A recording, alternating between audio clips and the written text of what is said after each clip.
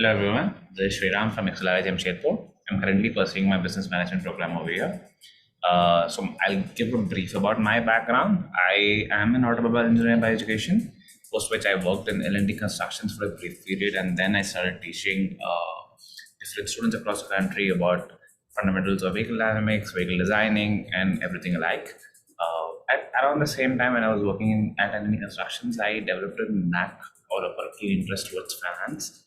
When I started investing in different stocks, I started understanding why mergers and acquisitions were occurring. That triggered a huge interest in me towards finance, and that is why I wanted to pursue an MBA, specialized towards finance. Then I joined XLRI Jamshedpur. I have a 99 plus percentile in that. So the different kind of roles that come to an top B school across the country ranges from an investment bank to a corporate finance role. I'll take you through the roles in depth later on in the video. For now, I intern in the investment banking division at Avendus.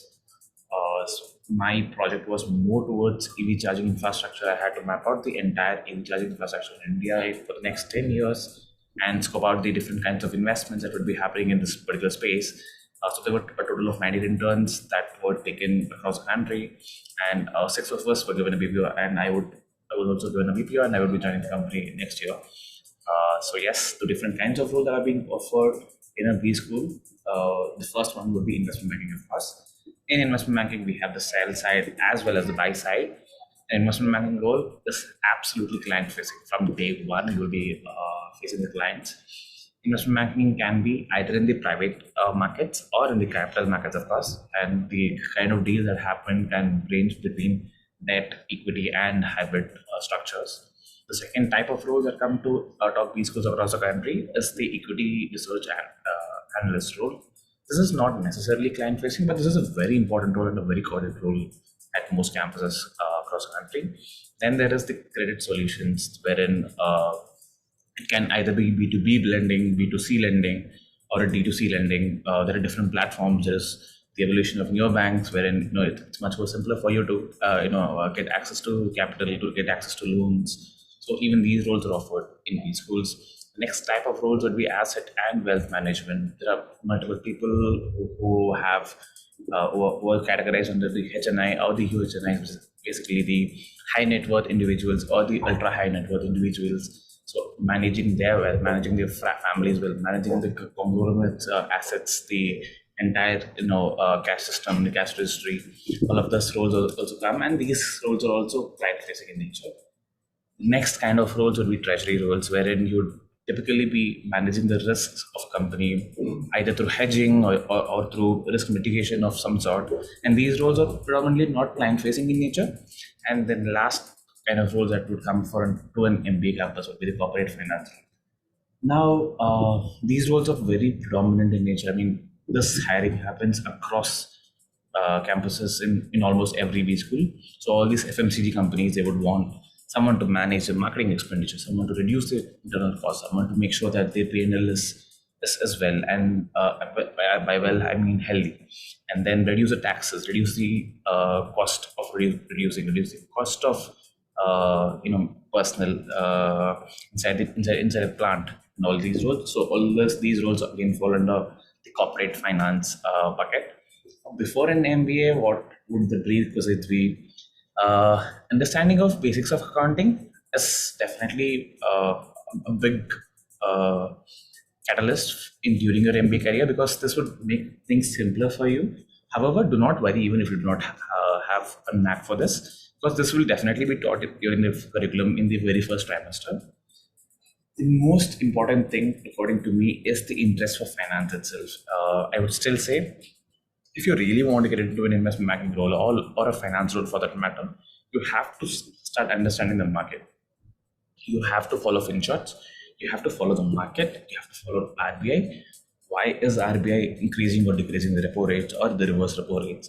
And what does RBI want to achieve by it? Then try to understand the exchange rates, understand the stocks in general, understand how businesses operate. And by stocks in general, I mean at least the Nifty 50 stocks. What is happening with them? Why are those stocks in Nifty 50 and why are the others not there over there? and then a basic understanding of finance is definitely necessary.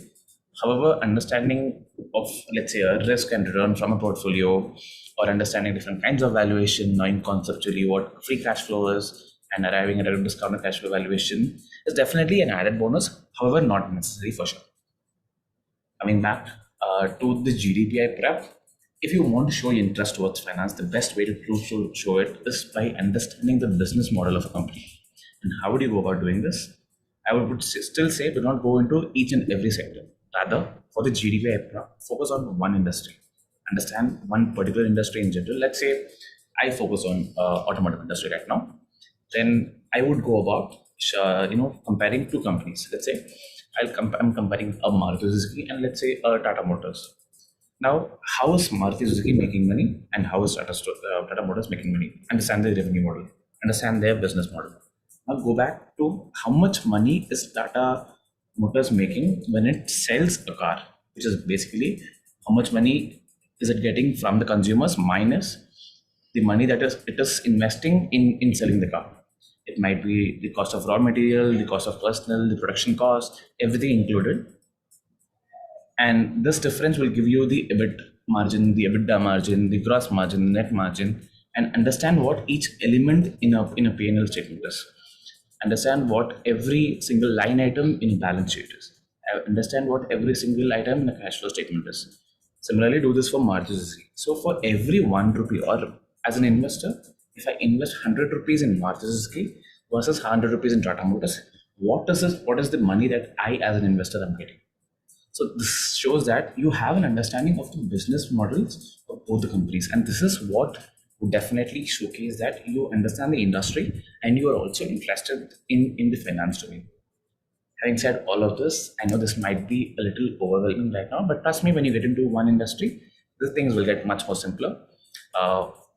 Having said all of this, all the very best, guys. I hope you all get to top B schools across the country. Thank you.